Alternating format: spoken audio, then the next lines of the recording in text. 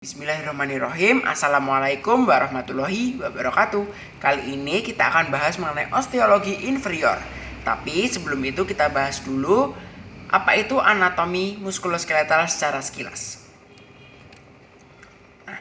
Anatomi muskuloskeletal berasal dari kata anatomi dan muskuloskeletal. Anatomi sendiri berasal dari kata ana yang berarti bagian-bagian atau memisahkan, dan tomi yang berarti iris atau potong. Sehingga anatomi berarti ilmu yang mempelajari bagian atau potongan tubuh manusia. Untuk muskuloskeletal berasal dari kata muskulo yang berarti otot dan skeletal berarti rangka. Sehingga anatomi muskuloskeletal berarti anatomi meliputi nama, bentuk, letak, susunan otot, tulang, dan jaringan di sekitar. Ilmu yang digunakan untuk mengkaji kajian anatomi muskuloskeletal ini meliputi osteologi, miologi, dan artrologi. Nah, kali ini kita akan bahas lebih rinci lagi mengenai osteologi, utamanya osteologi ekstremitas inferior. Osteologi sendiri adalah ilmu yang mempelajari tentang tulang mulai dari pembentukan sampai proses degenerasinya. Dalam anatomi ekstremitas ini akan dibahas bagian kecil saja. Nah, untuk ekstremitas, apa sih ekstremitas? Ekstremitas sama dengan anggota gerak yang dibagi menjadi dua. Ada anggota gerak atas atau superior dengan singkatan AGA, dan anggota gerak bawah atau inferior dengan singkatan AGB. Lalu untuk fungsi tulang. Tulang mempunyai beberapa fungsi, di antaranya satu, melindungi organ-organ penting, menekankan tubuh, unsur pembentuk persendian, tempat pelekatan otot. Dia juga sebagai alat gerak pasif, memberi postur, dan lain sebagainya. Nah, untuk osteologi ekstremitas inferior atau anggota gerak bawah ini tersusun atas beberapa bagian utama, yakni 1 pelvis, 2 femur, 3 tibia, 4 fibula, dan yang kelima ada pedis. Nah, pertama kita bahas dulu mengenai pelvis. Berikut merupakan gambaran dari tulang pelvis atau tulang panggul yang tersusun atas beberapa bagian utamanya, yakni ada os ilium, os ischium, os pubis, dan di belakang sini akan ada os coccygeus. Dan satu lagi ada os sacrum, tapi bukan merupakan bagian dari tulang pelvis. Nah, os ilium, os ischium, pubis, dan coccygeus tadi juga tersusun atas atau terdiri dari beberapa bagian. Seperti contohnya di os ilium ini ada iliac crest atau crista iliaca, ada iliac spine atau spina iliaca untuk bahasa Indonesianya lah. Dan untuk pubis ini di bagian tengah ini namanya symphysis pubis.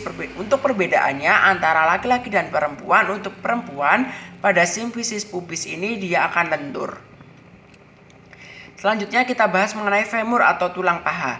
Sama halnya dengan humerus, femur juga ada caput, column, corpus, condylus, serta epicondylus.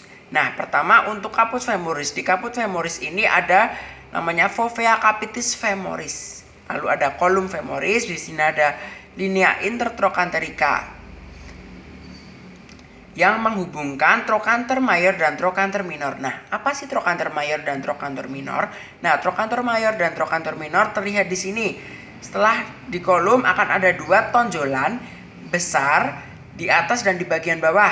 Untuk di femur ini namanya trochanter. Untuk yang bagian atas namanya trochanter mayor, dan yang bagian bawah namanya trochanter minor. Lalu lanjut ke bawah ini ada namanya corpus. Lah, corpus di bagian posterior ada namanya linea aspera yang juga sebagai origo serta insersio beberapa muskulus nantinya. Lalu ke bagian bawah ini ada dua tonjolan yang namanya condylus. Untuk bagian sisi medial ada condylus medialis, dan sisi lateral ada condylus lateralis. Lalu di samping-samping ada epicondylus lateral dan epicondylus medial. Nah, lalu kita bahas mengenai patella. Patella merupakan syndesmosis, yakni tulang ikat berbentuk segitiga dengan basis patella di bagian kranial dan apex patellae di bagian kaudal. Nah, untuk permukaan anterior disebut facies anterior. Dan untuk permukaan dorsal ada facies articularis yang nantinya akan bertemu dengan facies patellaris milik femur. Nih, di sini. Yang akan membentuk sendi articulatio femoropatellaris. Selanjutnya kita bahas mengenai tibia dan fibula. Nah, untuk sisi medial ada tulang tibia yang akan langsung berartikulasi dengan femur. Lalu untuk di sisi lateral ada tulang fibula. Nah, kita bahas dulu untuk fibula. Di bagian kaput ada yang menonjol dinamakan apex capitis fibula. Lalu ini bagian korpus. Lalu turun lagi ada yang menonjol lagi namanya malleolus.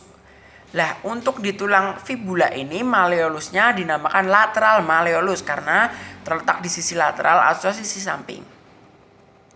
Nah, untuk di tulang tibia yang terletak di sisi medial ini juga tersusun atas ini di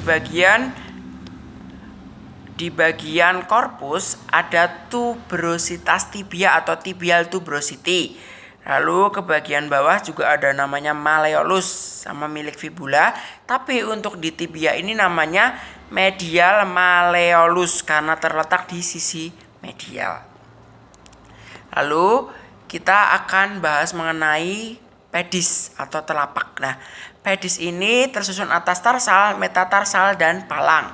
Untuk tarsal itu ada talus yang menghadap ke atas, dia akan bergabung atau bertemu dengan tulang tibia. Dan yang bawah ini ada calcaneus membentuk tumit atau kaki bagian belakang. Lalu di kaki tengahnya ada navicular, cuboidium atau tulang kuboid, dan 3 tulang cuneiform. Ada cuneiform medialis di sisi medial, intermedia di tengah, dan lateralis di paling pinggir. Yang akan bertemu menyambung dengan metatarsal 1, 2, 3, 4, dan 5. Dan metatarsal ini masing-masing akan bergabung dengan palang. Nah, di mana setiap metatarsal yang bergabung dengan palang ini akan ada 3 palang, kecuali palang 1 dia hanya memiliki 2 palang, yaitu palang proksimal dan palang distal. Sedangkan untuk metatarsal 2, 3, 4, 5 atau palang 2, 3, 4, 5 itu ada proksimal, medial, dan distal. Untuk kali ini pembahasan mengenai osteologi inferior cukup sekian. Terima kasih sudah menyaksikan, semoga bermanfaat dan dapat digunakan sebagai materi untuk belajar. Terima kasih.